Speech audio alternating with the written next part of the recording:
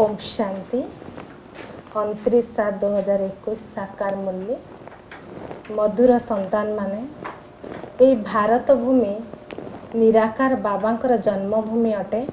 एठाकु ही बाबा आसुछंती तुमको राजयोग शिखाई राजत्व देवाई तुमर सेवा करने। प्रश्न शिव बाबा निजर प्रत्येक पिलामानक द्वारा क्यों प्रतिज्ञा कराउछंती?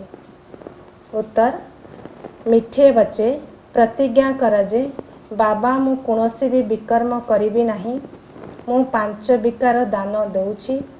मनरे डर रहिबा दरकार। जदि मु दान देई पुणी फेराई नेबी तेबे बहुत पाप होइजिबो, जहाँ पाई कठोर दंड भोग करने को पड़िबो। राजा हरिश्चंद्रकर कहानी मध्य एहा उपरे आधारित। ओम शांति। यह होची पिलामानकर ईश्वरीय छात्र जीवन। पिलामाने जानिछंती जे आमे तांको पाखको आसीचु, सीए ही कल्प कल्प आसी भारतवासी पिलामानकु राज्य भाग्य दियंती। बाबा भारत के ही आसुचंती ना, यह भारत भूमि अटे। निजर भूमि प्रति बहु स्नेह सम्मान रही थाए। जेपरी विदेश रे कोई बड़ लोक एठारे मरीगले ताकू विदेश को निया जाए, अथवा एठाकर कई बड़ लोक विदेश रे मरीगले ताकू एठाकू नहीं आसी थांती। काहेकि ना निज भूमिर मान रखी थांती। भारत को भगवान कर जन्मभूमि बोली कहा जाए। एक कथा मध्य तुमे जानिछ, जहाँ को भगवान अथवा आला परमात्मा कहउछंती तांको सम्मुखरे एबे तुमे बसिछ। नाम तो निश्चय दरकार ना, आला कहतु तो तेबे मध्य लिंगर पूजा करुछंती। ईश्वर अथवा खुदा कहउछंती तेबे निश्चय तांकर चिन्ह थिबा दरकार ना। लिंग को सबुआड़े पूजा करिथांती। आजिकाली चित्र गुड़िकरे मध्य देवता मानक आगरे परमपिता परमात्मा चित्र लिंग रूपे देखाउछंती। से हेले सबुठारु उच्च, तांकर निजर शरीर नहीं, सेतिपाई निराकार कहा जाउछि, साकार नुहंती। एबे तुमे माने जानुछ आमे तांको सम्मुखरे कल्प कल्प उपस्थित होउछु शिक्षा नेबा पाई। भगवान उबाच अटे, तेबे निश्चय राजयोग शिखाई थिबे। विद्यार्थी मानकु राजयोग शिखाई थिले एवं सेमाने राजा राणी होइथिले। लड़ई आदिर कौनसी कथा नहीं। एई लक्ष्मीनारायण आदि लड़ई द्वारा राजत्व प्राप्त करि नाहंती, बिल्कुल नुहे। दुनिया जानी नहीं जे एमाने सत्यजुगरे किपरि राज्य पाइले। एबे तुमे माने जानिछ आमे बाबांक ठारु राज्य नेउछु, आमे तांको सम्मुखरे बसिछु। सिए ही बाबा अटंती, कृष्ण नुहंती। कृष्ण तो छोट पिला, से हेले रचना। वास्तव रे एबे कृष्ण निजर पद नौछंती, जिए पुणी भविष्यत रे कृष्ण बोलाइबे। एसबु पाठ पढ़ार कथा। तुमे जानिछ बाबा आमको राजयोग शिखाउछंती। जेपरी मनुष्य मनुष्य को बारिस्टर इंजीनियर आदि कराई थांती, किंतु से तो मनुष्य अटंती ना। तुमे बुझीच आमे भी मनुष्य, किंतु आमे पतित अटु। एबे बाबा आमको पवित्र कराउछंती एवं वर्षा मध्य देउछंती। नुआ दुनिया ही पवित्र दुनिया हेबो। नुआ दुनिया रे राजत्व रहिबो। एबे तुमे बाबांक सम्मुखरे बसिच। जेपरी लौकिक पिता पिलामानकु स्नेहर सहित बसी बुझाई थांती, ये होचंती पारलौकिक विचित्र बाबा, जहाँ को पाई तुमे गायन करी आसीच। तुमे वो माताश्च पिता। एही समय तुमे जानिच ये निजर अभिनय करुछंती, जहार भक्ति मार्ग रे आमे गायन करू। तुमे कहूच आमे शिव बाबांक पाखको आसीछु, चिट्ठी मध्य लिखुछु शिव बाबा मार्फत ब्रह्मा। काहाकू तुमे डाक देखाइले आश्चर्य हेबे कि शिव बाबा मार्फत ब्रह्मा, एपरि तो केबे सुनी नाहु। शिव बाबा ब्रह्मा को शरीर आसी विष्णुपुर स्थापना करुछंती, सम्मुखरे दंडायमान होउछंती। उपरे अछंती शिव बाबा। शिव बाबा ब्रह्मा को द्वारा स्थापना करथिले, एबे पुणी थरे करुछंती। एहा होची प्रवृत्ति मार्ग। राज विद्यारे मध्य बारिस्टर पढ़ाइले पुओ झियो उभय पढ़िथांती। झियो माने मध्य जज बारिस्टर डॉक्टर आदि होउछंती। एहा मध्य प्रवृत्ति मार्ग अटे। सन्यासी माने होउछंती निर्वृत्ति मार्गर, सेमाने अलग अटंती। एक कथा मध्य बाबा बुझाउछंती। तो शंकराचार्य जदि न आसी थांते तेबे पवित्रतार अंश रही न था। भारत बिल्कुल ही जली मरी था। भारत को रोकिबा पई यह निर्धारित हुई रही। एबे भारत बहुत पवित्र थिला पुणी अपवित्र हो जाइछि। एबे भारत केते कांगाल अटे। कहउचंती सुनार लंका समुद्र तलकू चली जाइछि। लंका तो सुनार होई परिबो नाही। एसबु कहानी बसी लिखिचंती जाद्वारा किछि भी लाभ हेबो नाही। तुमे जानिच वास्तव बाबा हमको बिल्कुल सहज यादर बल द्वारा केते उच्च कराउछंती। बाबा प्रतिज्ञा करुछंती जदि निरंतर याद करिवार पुरुषार्थ करिवो तेबे विकर्म विनाश होई जिवो। भक्ति मार्ग रे मध्य याद करिवार कृष्णपुर पुरुषार्थ करिछंती ना काईकि ना याद करिछंती। आमको साक्षात्कार हो एपरि नुहे जे एथिपाई याद करुछंती कि आमको बासाई मिल जाऊ अथवा आमे नररु नारायण हो जाऊ। तुमर मध्य एही आशा नथिला जे आमे मनुष्य देवता हेबु। गायन मध्य करुछंती मनुष्य से देवता किए। तुम देखुच वास्तव रे कलिजुग पर सत्यजुग आसीबो। कलिजुग रे एते मनुष्य अछंती सत्ययुग युग रे गोटिए धर्म रहिबो। एबे तुमको आत्मा और परमात्मा कर मध्य ज्ञान मिलिछि। दुनिया रे जणे हेले भी मनुष्य नहांती जहांको पाखरे आत्मार ज्ञान रहिछि। आत्मा रे 84 जन्मर अभिनय किपरि निर्धारित होई रहिछि एकथा केही जान नांती। एही अक्षर मध्य केवल काहाठारु शुणी नाह। बाबा तो होउछंती ज्ञानर सागर पतित पावन निराकारी। तुमे जानुछ आमर आत्मा एबे पापात्मा रु पुण्यात्मा होउछि। सत्ययुग तो पुण्यात्मा रहिबे। एठारे सबु पापात्मा अछंती। एपरि नुहे जे बहु दान पुण्य कले पुण्यात्मा कहा जीवो ना। पुण्यात्मा सत्ययुग रे ही थांती। एठारे जो मनुष्य दान पुण्य करुछंती सेमानकु पुण्यात्मा भाबुछंती। सेठारे तुमको दान पुण्य आदि करिवार आवश्यकता नहीं। सेठारे केही गरीब रहिबे ही नहीं। तुमे सेठारे सबुबेल पाई पुण्यात्मा होई रहिबो। तुम तन मन धन सबु किछि बेहद बाबांक अर्थ देउछ जहाको बलिहार जीवा बा समर्पण हेबा कहा जाउछि। बाबा कहउछंती प्रथम मु समर्पण होउछि ना तुमे होउछ। बाबा कहउछंती प्रथम तुमे समर्पण होउछ तेबे जाई 21 जन पई प्रारब्ध मिलिबो। एही कथा सबु एबे तुमे भल भाबरे बुझुछ सीधा सड़क सुनुछ। घरे रहुछ और सेठाकू मुरली आसुछि दूररु शुणुच। एबे तो बाबांक सम्मुख रे बसच। बाबा कहउचंती पिला माने मु तुमर पिता मध्य अठे। एठारे अंधश्रद्धार कोनोसी कथा नहीं। से पिता अटंती शिक्षक मध्य अटंती। बाबांकर हेबा द्वारा से शिक्षा देई थांती। तुम बुद्धि रे एबे समस्त ज्ञान रहिछि। 84 जन्मर चक्र मध्य तुमको बुझा जाउछि। जो माने 84 जन्म नेबे नहीं सेमाने बुझिबे नहीं। तुमे जानिछ जे वास्तव रे आमे 84 जन्मर चक्र लगाई एबे घर को जाउछु। बाबा कहउचंती तुमे आत्मा अशरीर हुई आसीथिल पुणी अशरीर हुई घर को फेरिबा को हेबो। तुमे पवित्र आत्मा हुई करी जाउछ। पवित्र हेबा पाई तुमे पुरुषार्थ करुच। जोग बल अर्थात यादर बल द्वारा तुमे पवित्र हुई जीवो। जोग शब्द शास्त्रर अटे। एठारे सठिक शब्द हेला याद। स्त्री को स्वामीर अथवा पुरुष को पत्नीर याद रही थाए ना। जोगर अर्थ ही होउची याद। बाबा मध्य कहउचंती मते याद कर एवं अन्य मानक संगरु बुद्धिजोग तोटाई निज पितांक सहित बुद्धिजोग जोड़।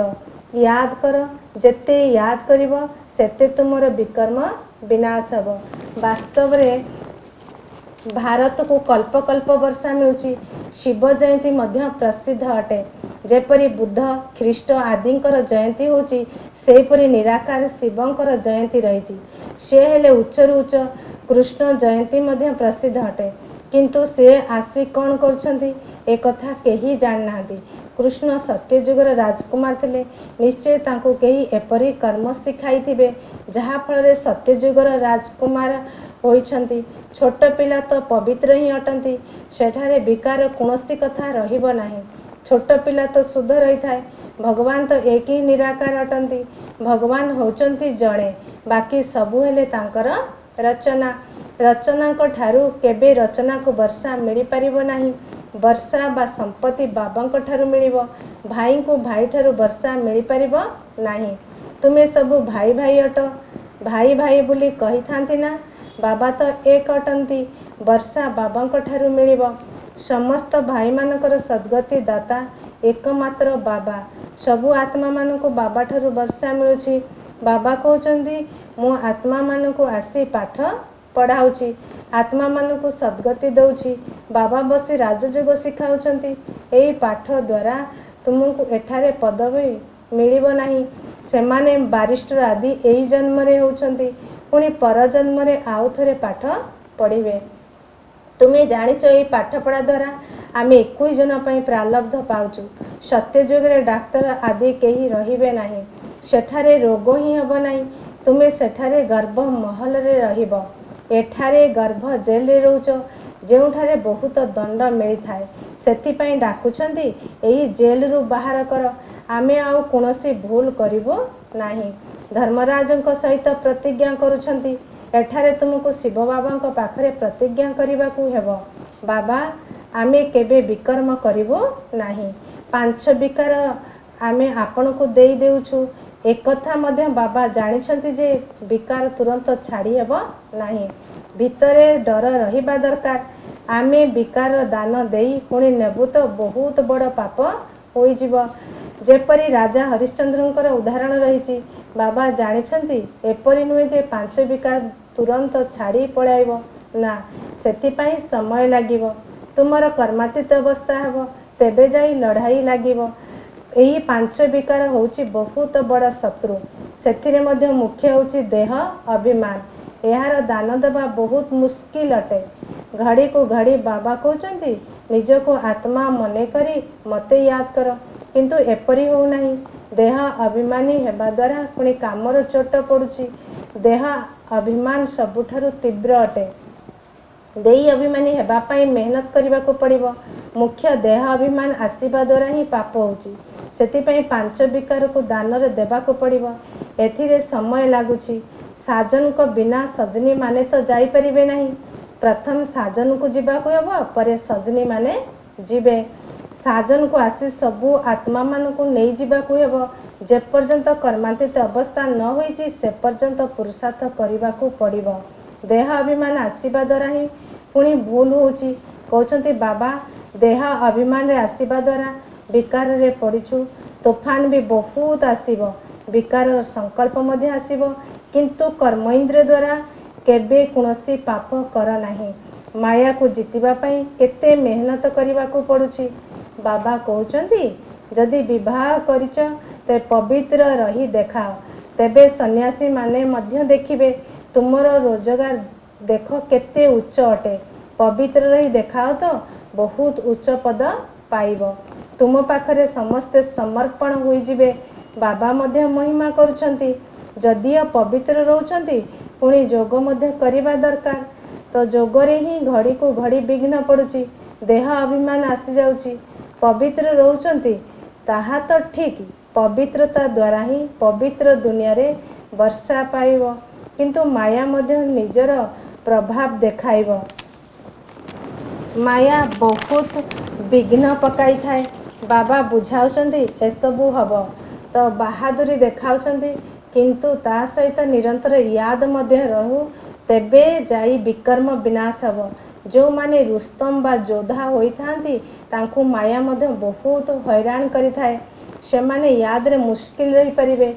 जी रही परिबे ताकु अनुभव पचारिबा दरकार। कौन भाबुचंती किपरि रहउचंती, याद रे रहिबा द्वारा विकर्म विनाश हबो। एई कथा ही बिल्कुल अलगा और नुआ अटे। एठारे बसिथिबारु नेशा चढ़ी जाउची। यह मध्य बुझुचंती जे भगवान एक ही निराकार अटंती, ना कि कृष्ण। वास्तव रे कृष्ण को पाई शास्त्र अनेक कथा लेखि देइछंती। तो उखरी बा उत्खला रे बांधिले एपरी कले, एही भली कोनोसी कथा नाही।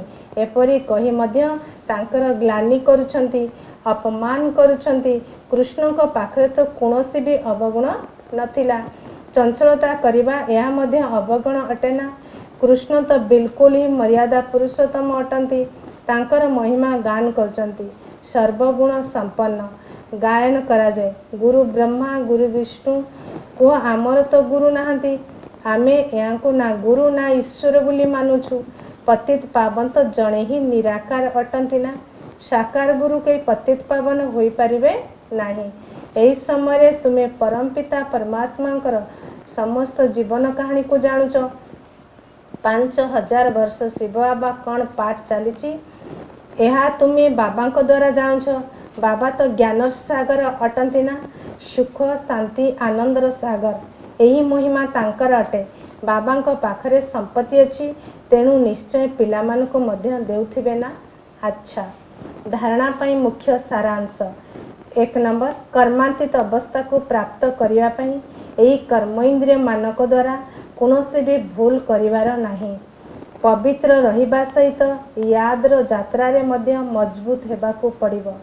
2 नंबर सर्वदा पुण्यात्मा हेबा पाई तन मन धन द्वारा बाबांको पाखरे समर्पण हेबाकू पड़िबो। थरे मात्र बलिदान गले 21 जन पाई पुण्यात्मा होई जिवो। वरदान उपराम एवं सदा प्रस्तुत हुई बुद्धि द्वारा अशरीरी भावर अभ्यास करी सर्वकला संपन्न हुआ। जेपरी सर्कस रे कला देखाउथिबा कलाकार प्रत्येक कर्म कला होई थाए। कलाकार शरीर कौनसी अंग को भी जेमिति चाहिबो जेपरी चाहिबो जेते समय चाहिबो मुड़ी देई पारिबो।